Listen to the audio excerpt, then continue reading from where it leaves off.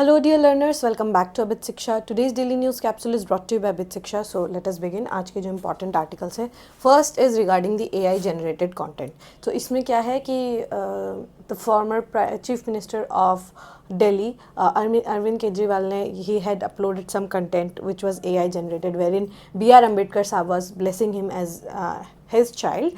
So this is something that we have to discuss, the use and misuse, and moreover we will discuss about the misuse of AI and what is the news regarding that. ठीक है, और उसके बारे में हम लोग को Bletchley park declaration के बारे में भी जानना होगा. ग्लोबल AI जो का जो समिट हुआ है न्यू दिल्ली में, जो डिक्लेरेशन भी साइन हुआ था, उसके बारे में भी हम लोगों को समझना होगा.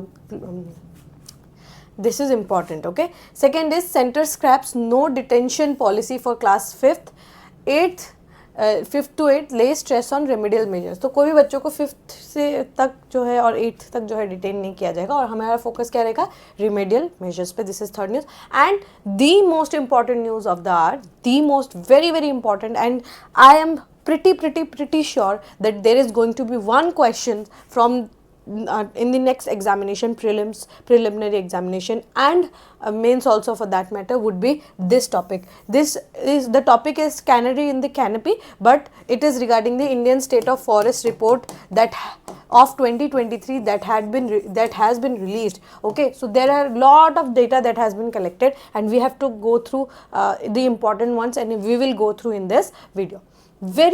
Please pay attention in this topic. Okay, in this topic please pay your full attention, and it will be very important in the upcoming examination also, and you will 100% you will get one question from this topic.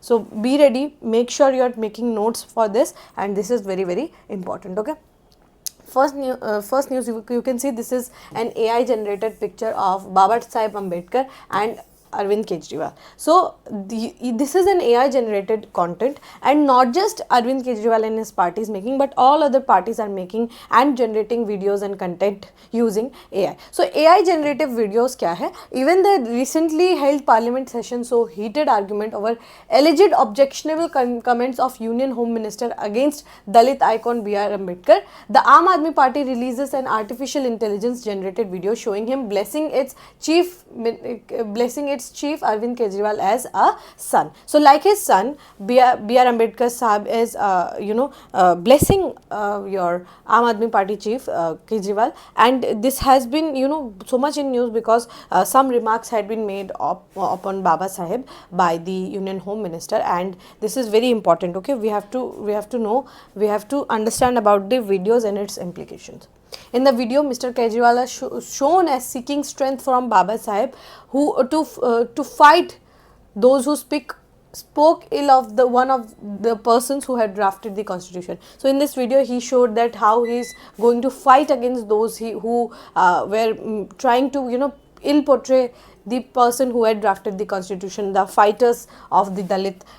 So he showed them that to counter the narrative, BJP's Delhi unit posted a video on social media platforms in which AI generated versions of Mr. Kejriwal and Delhi CM Atishi were shown speaking to each other, stating how they duped the people of Delhi in the name of scholarships for Dalit students. So now you can see a war between the two parties, wherein one is making a video with Baba Saheb Ambedkar, and other is making the video between a discussion between Chief Minister of Delhi and the former Chief Minister of Delhi, and how they are debating and discussing, and how they duped the students of Dalit background, how they duped in the name of Dalit scholarships. So you can see the fight, it has moved from the conventional methods of fights, and it has gone to the non-conventional methods or unconventional methods of the fighting and spitting at each other via using AI. So here you can understand the AI technology and its importance, how bigger parties also are using AI generated content, and how it is very difficult to understand and to draw the line, because there is a very thin silver line between your good content and malicious content. You have to make sure that your laws are so strong enough that even though if we are using AI, because we cannot we cannot not use AI in the upcoming years because the era is a decade. Okay, it is considered as a technological revolution ka era, and we cannot just leave AI behind, or we cannot leave cryptography behind, or big data for that matter. So everything is connected, but the real issues lies in the strong government implications and the rules that are made, and how we are going to how we are going to take forward this entire ecosystem that AI is building upon. There are chances कि यहाँ पर malicious use भी हो, ठीक है, बहुत high chances है कि यहाँ पर मलिशियस यूज़ हो, एंड यूज़ होते हुए आता है. We will discuss about it कि कैसे AI का यूज़ जो है मेलिशियस वीडियोस को जनरेट करने के लिए भी यूज़ किया जाने लगा है. Many fact checkers and political strategies raise concerns about ethics and lack of regulation in the use of AI in political campaigns. What are the ethical issues? What are the regulatory issues that AI brings it itself? It's a very, very important thing to debate and discuss upon. Global partnership on artificial intelligence. Okay? This is one global partnership, one platform wherein we discussed about artificial intelligence. India was the lead chair in 2024. A New Delhi declaration was signed regarding this, and European Union also adopted the New Delhi Declaration of GPAI.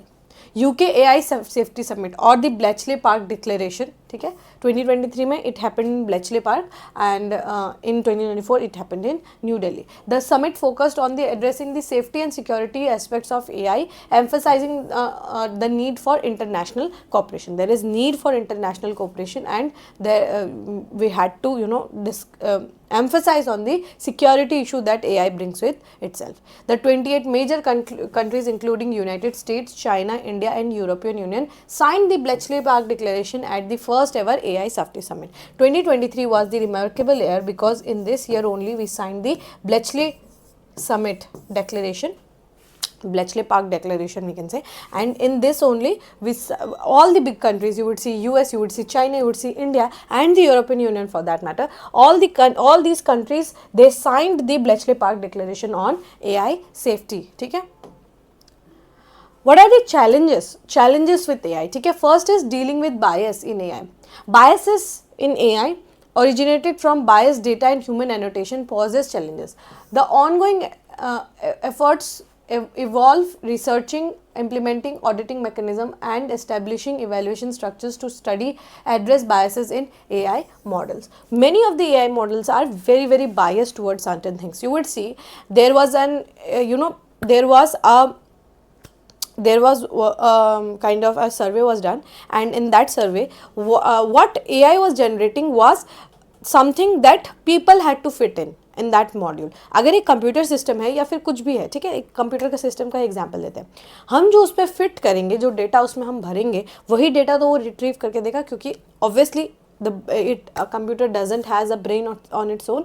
We have to give them data, and he would reflect the data, or they would reflect the data for that matter. But AI, because it has been filled with the data which humans give, and humans have biasness. Okay, we are biased towards some things or the others. So humans have their own biasness, and that biasness can be showed in the AI program. So when we develop AI models, there is one big questions of biasness of AI. Okay, there are big questions regarding biasness of AI. Second is AI in services sectors. It would create joblessness. Okay, jobless growth जो है हमें देखने को मिलेगा, particularly in customer relationship management. You would see many of, even if you try to call the bigger firms or companies, servicing provider companies, they use AI generated modules, and also them to help the customer support also they use AI. So most of the things AI is taking up. Okay, most of the jobs will be taken up by AI, and creative writing also, because of the ChatGPT, it would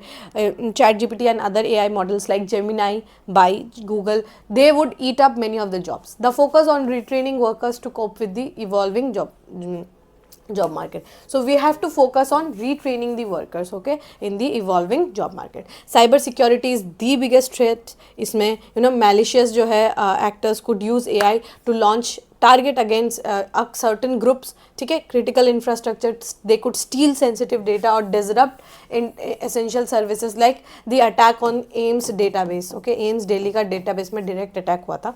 So these are the issues.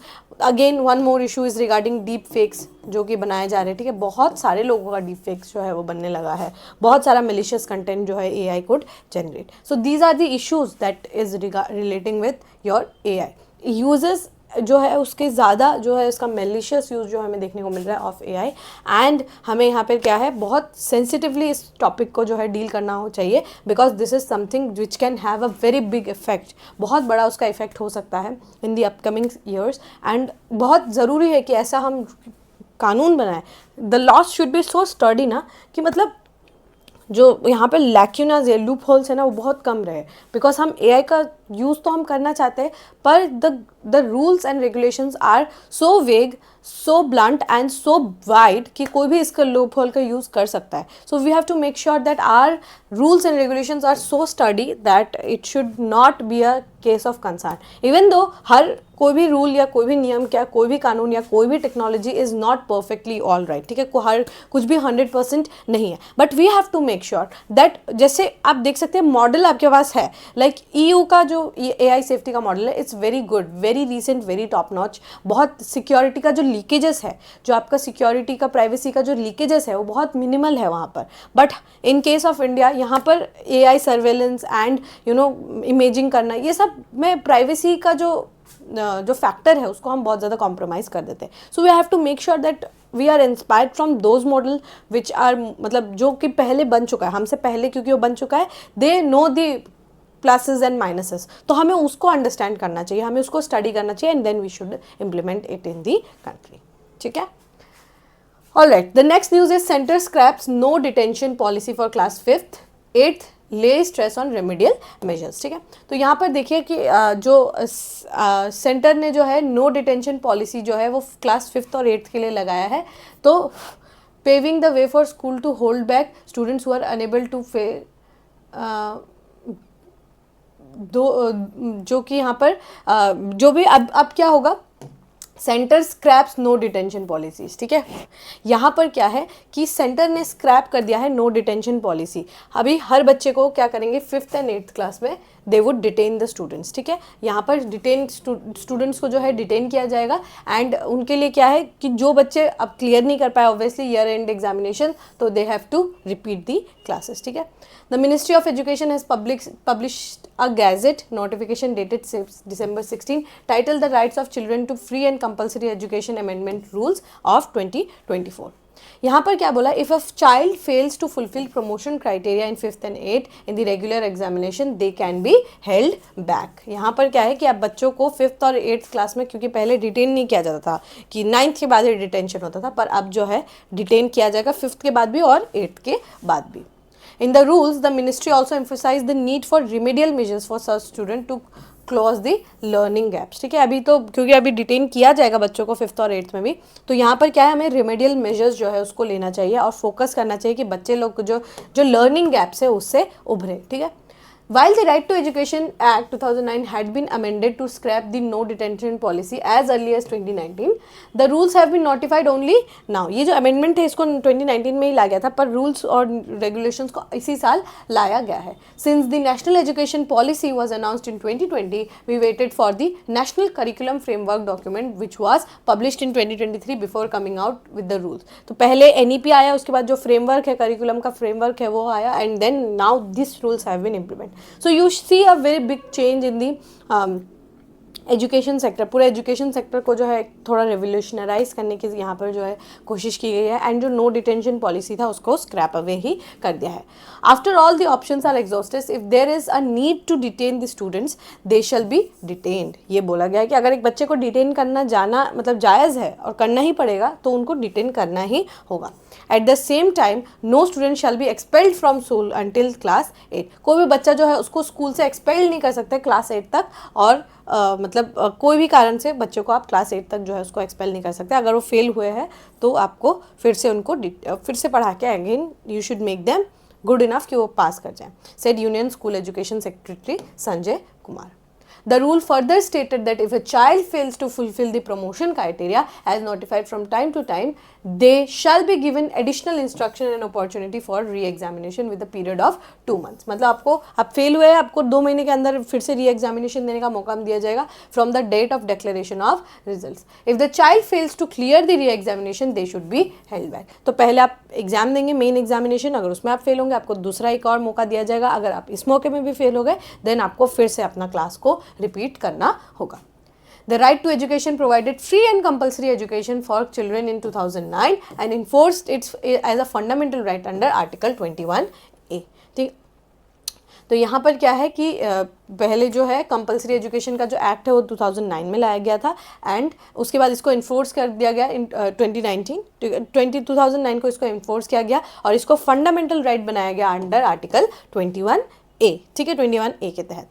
Originally part 4 of the constitution that is DPSP directive principles के तहत यहाँ पर क्या article 45, ठीक है, article 45 and 39F of DPSP जो है had provisions for state funded as well as equitable and accessible education.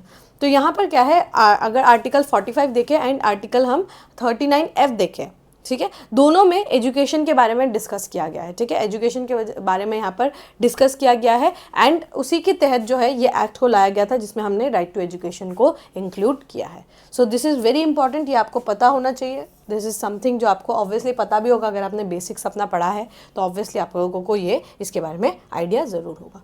तो अब जो है हम चिल्ड्रन को डिटेन भी कर सकते हैं. The first official document on right to education was Ramamurthy committee report in 1990 में रामामूर्ति कमेटी रिपोर्ट को लाया गया था. फिर 1993 में supreme court landmark judgement in Unnikrishnan JP versus state of Andhra Pradesh and other held that education is a fundamental right flowing from article 21. Education जो है वो क्या है, एक फंडामेंटल राइट है.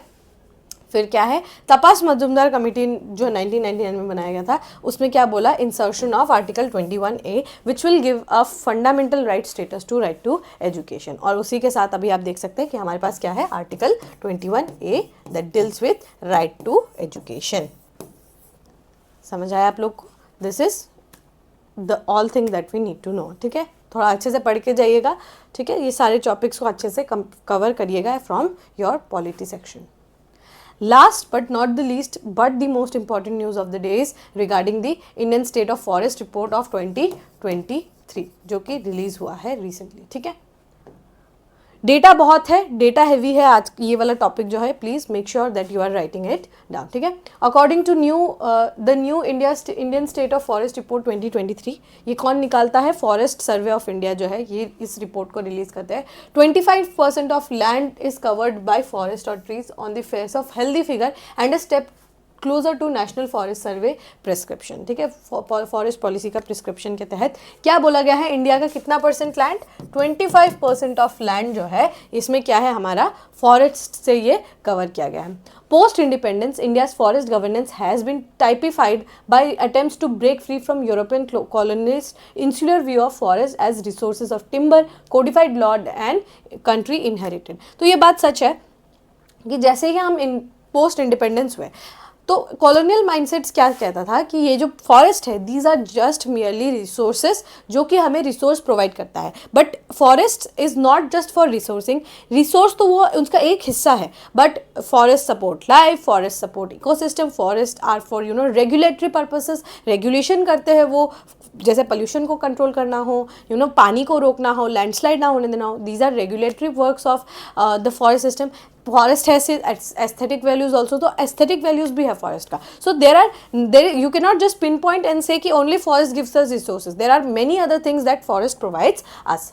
2 सिग्निफिकेंट अचीवमेंट्स जो है हमने कोडिफाई किया, लॉज इनहेरिट किए कि हमें हमारे फॉरेस्ट की प्रोटेक्शन करना है. ठीक है, तो इसमें 2 एक्ट्स जो है ये बनाया गया था. सबसे पहला है forest conservation of act, Godavarman act case का से भी ये इस एक्ट को जाना जाता है, 1980 में लाया गया था. And forest rights act of 2006. This is the most important act of with regards to your forest rights, क्योंकि इसमें ट्राइबल राइट्स की भी यहाँ पर बात की गई है. ठीक है, फॉरेस्ट पे जो राइट्स है, जिनका राइट्स है, जैसे ड्वेलिंग कम्युनिटीज़ है, बहुत सारे ट्राइबल ड्वेलिंग कम्युनिटीज़ है, कुछ ट्राइबल्स भी है जो फॉरेस्ट में रहते हैं, तो उन सबके राइट्स के बारे में यहाँ पर डिस्कस किया गया है. ठीक है, Even if the administration impetus is murky, it is allowing India to claim its growing carbon sink towards its climate commitments while allowing developmental activities to continue unimpeded. ठीक है, तो इसमें क्या है कि हमारा भले ही स्लो है but there are some growth making, and यहाँ पर क्या है कि हमारा जो कार्बन सिंक है, carbon sink are the places जहाँ पे हम कार्बन को कैप्चर करके रख सकते हैं naturally, like for that matter forest is a big carbon resource का जगह, लैंड कैन होल्ड कार्बन, ठीक है, बहुत सारा जो है ग्रासेस में कार्बन को कैप्चर किया जा सकता है, ओशन वहाँ पे कार्बन को हम कैप्चर कर सकते हैं, तो दीज आर दी प्लेसेस जो कि कार्बन सिंक का काम करते हैं, ठीक है, कार्बन सिंक का जो है ये काम करते हैं। Thus the 25% figures hides forest cover loss in the biodiverse Western Ghats, इसमें लेकिन बहुत सारे एरिया से हमारा फॉरेस्ट कवर जो है वो लॉस भी हुआ है, जैसे कि biodiverse areas of western Ghats, Nilgiris, north east, shrinking mangroves in Kutch and Andaman and moderately dense forest and ongoing endangerment of open natural ecosystem. इसमें 25% में पर सारा सब कुछ अच्छा ही नहीं है, बहुत सारा हिस्सा क्या है इसमें कि हमने बहुत सारे एरिया से फॉरेस्ट लॉस किया है, बहुत सारा मैंग्रोव लॉस्ट हुआ है हमारा, बहुत सारा फॉरेस्ट जो है वो श्रिंक होते गया है, डेंस फॉरेस्ट कम होकर मॉडरेटली डेंस में बहुत सारे फॉरेस्ट आ गए हैं, ठीक है। Ministry of environment forest climate change released the 18th India State of Forest Report, very very important, India State of Forest Report 2023. ISFR is brought out by Forest Survey of India, जैसे मैंने आप लोगों को बताया, और बायएनियल basis में हर 2 साल में एक बार इसको लाया जाता है। तो last it was, I think the report was in 2021, the last report was in 2021 and 2023 में ये जो है लेटेस्ट रिपोर्ट है, ठीक है। इससे आई एम प्रिटी श्योर यहाँ से क्वेश्चन जरूर आएगा, so make sure that you are making notes about it, ठीक है। पहले देखिए फॉरेस्ट कवर, ट्री कवर, ये सब के बारे में भी हमें समझना होगा, ठीक है, ये भी हमें समझना होगा, मैं आप लोग के लिए यही जो है लिख के लेकर आई हूँ। फॉरेस्ट और ट्री कवर कितना है, फॉरेस्ट कवर जो है ये कितना है, almost 25.17% of the entire area है, ये आपका क्या है, फॉरेस्ट कवर है, ठीक है।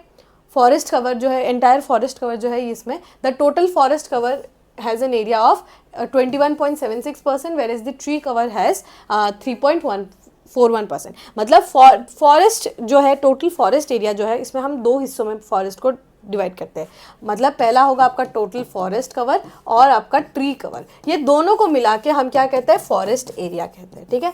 तो ये 21.76% है एंड दिस इज 3.41%, मिला के हमारा ऑलमोस्ट 25.17% जो है हमारा फॉरेस्ट कवर है, ठीक है। अभी हमें डिफ्रेंशिएट करना है between forest cover, between recorded forest area and tree cover. Forest cover क्या है, फॉरेस्ट कवर क्या है, forest cover is defined as the land of hectare more than a hectare, ठीक है। वो फॉरेस्ट कवर कौन सा एरिया है, जो कि आपका all lands of A hectare, 1 hectare का ज़मीन होना चाहिए, 1 हेक्टेयर का ज़मीन होना चाहिए, with more than 3 patches with canopy density of more than 10%। आपका जो कैनेपी क्या होता है कि आप जब ऊपर से देखते हैं तो कितना जो है आपका पेड़ पौधा जो आपको दिख रहा है, दैट इज कैनेपी। आपका कैनेपी डेंसिटी कितना होना चाहिए मोर देन 10% आपका होना चाहिए, उसी को हम क्या कहते हैं, फॉरेस्ट कवर कहते हैं। तो 1 हेक्टेयर से ज़्यादा का एरिया होना चाहिए, कैनेपी डेंसिटी कितना होना चाहिए, more than 10%, and it covers all land irrespective of legal ownership and land use, ठीक है। सारे एरियाज को ये कवर करता है।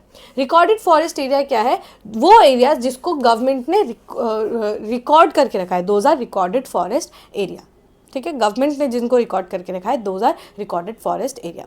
ट्री कवर क्या है, MoFCC ने, ministry of environment forest and climate change ने डिफाइन क्या है, tree patches outside the recorded forest area. कोई एरिया है, जैसे कोई भी फॉरेस्ट एरिया है, ठीक है, आपके आस पास, वो क्या है, रिकॉर्डेड फॉरेस्ट एरिया में था, लेकिन कहीं पे आप देखेंगे खुला मैदान है, it is not a forest, okay, जंगल नहीं है, it is not a forest area, बल्कि उसके आसपास क्या है, पेड़ ही पेड़ है। आपने देखा होगा बहुत बार, अगर आप कार से जाते हो, ट्रेवल करते हो, तो आपने देखा होगा कि आप कार से जा रहे हैं, आसपास आपको फॉरेस्ट दिख रहा है, these are not major forest, but ये क्या है, पेड़ ही पेड़ है। तो उस टाइप के एरियाज को हम क्या कहते हैं, ट्री कवर कहते हैं। और ट्री कवर का कंडीशंस क्या है, मिनिमम 1 हेक्टेयर का एरिया यहाँ पर होना चाहिए, ठीक है। ये क्या है, 1 हेक्टेयर का एरिया होना चाहिए, लेकिन ट्री कवर का क्या खासियत है, these are outside the forest cover and outside the recorded forest area, उसको हम क्या कहते हैं, ट्री कवर। और दोनों को मिला के हमने क्या देखा, ट्री कवर और फॉरेस्ट एरिया को मिलाकर हम क्या कहते हैं, फॉरेस्ट कवरेज, जो पूरा एंटायर फॉरेस्ट एरिया है पूरा, उसी को हम कहते हैं, ठीक है। दोनों को मिला के हम इसको काउंट करते हैं इंडिया में। हम देखें तो इंक्रीज हुआ है obviously, forest and tree cover में इंक्रीज हमें देखने को मिला है, इंक्रीज्ड बाय 1445 किलोमीटर स्क्वायर्स यहाँ पर हमें देखने को मिला है कि इंक्रीज हुआ है। पहले कितना था, 156.41 किलोमीटर स्क्वायर था इन 2021, लेकिन अभी वो 1445 स्क्वायर किलोमीटर्स जो है हमें देखने को मिला। मैक्सिमम इंक्रीज जो है हमें कहाँ कहाँ देखने को मिला, कौन कौन से स्टेट्स में, सबसे ज़्यादा हमें छत्तीसगढ़ में देखने को मिला, उसके बाद यूपी में हमें देखने को मिला फॉरेस्ट कवर इंक्रीज होना, उड़ीसा में देखने को मिला, राजस्थान में इंक्रीज हमें देखने को मिला।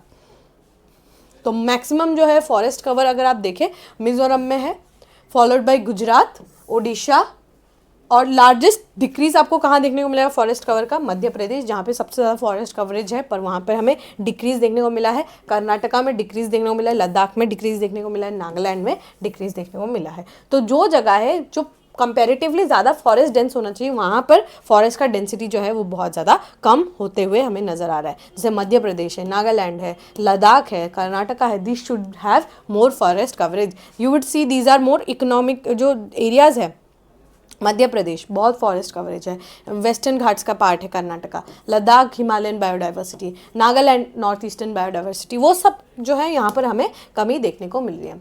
टॉप 3 स्टेट्स जो अगर आप देखें एरिया वाइज जिसका सबसे लार्जेस्ट फॉरेस्ट कवर है, please this is very important, very very important, सबसे ज़्यादा लार्जेस्ट फॉरेस्ट कवर है मध्य प्रदेश का, उसके बाद है आपके अरुणाचल प्रदेश का, and then it is Chhattisgarh. Very important, please note it down, ठीक है। टॉप 3 स्टेट्स कौन कौन है, मध्य प्रदेश है, देन अरुणाचल प्रदेश है, देन योर छत्तीसगढ़ है। In terms of percentage of forest cover with respect to total geographical area, Lakshadweep has the geographical areas में अगर हम देखें, Lakshadweep even though it is very small but 91.33% जो है उसका फॉरेस्ट कवर से ही भरा हुआ है। Highest forest cover followed by Mizoram and Andaman. ये जो तीनों है, ये तीनों का जोग्राफिकल टर्म के एरिया में बहुत कम है, पर अगर आप फॉरेस्ट कवरेज देखें it is very very high. So Lakshadweep, then your Andaman, then your Mizoram, ठीक है।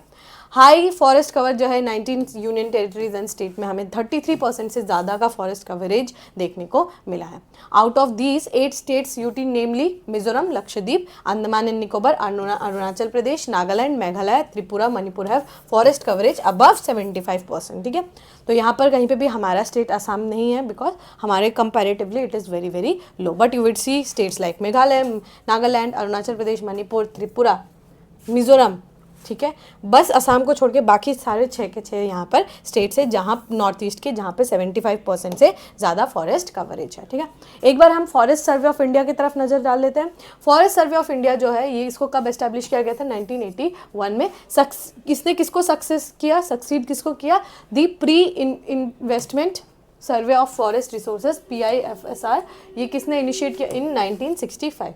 पेरेंट ऑर्गेनाइजेशन कौन है, ऑब्वियसली MOEFCC है, ठीक है, ministry of environment, forest and climate change, government of India का। प्राइमरी ऑब्जेक्टिव क्या है, मॉनिटर करना फॉरेस्ट रिसोर्सेज के बारे में, और यहाँ पर क्या है, प्रोवाइड करना क्या, ट्रेनिंग, रिसर्च, एक्सटेंशन, सर्वे करना, ये सारा उनका काम है। फंक्शनिंग जो है इसका हेडक्वार्टर कहाँ है, देहरादून में है। Please this is also very important. Forest survey of India का जो है हेडक्वार्टर्स कहाँ है, देहरादून में है, एंड इसका 4 रीजनल ऑफिसेज है, Shimla, Kolkata, Nagpur and Bangalore. These are the 4 regional offices. And eastern zone का एक सब सेंटर भी है, कहाँ है, बुर्नीहाट इन मेघालय में जो है, यहाँ पर उसका एक ईस्टर्न जोन का सब सेंटर भी है, ठीक है। ये इंपॉर्टेंट है, ये पूरा स्लाइड ही इंपॉर्टेंट है। सो ये बहुत इंपॉर्टेंट टॉपिक जो है आज हम लोगों ने डिस्कस किया। ऑल राइट, होपफुली आपको सारा टॉपिक जो है आज का समझ में आ गया होगा। आई हैव मेड श्योर कि सारा टॉपिक्स को जो है तो डिटेल में कवर करूँ। If you have like this video, don't forget to give a like and write down in the comment section. We will meet in the next discussion. Till then, take care and thank you.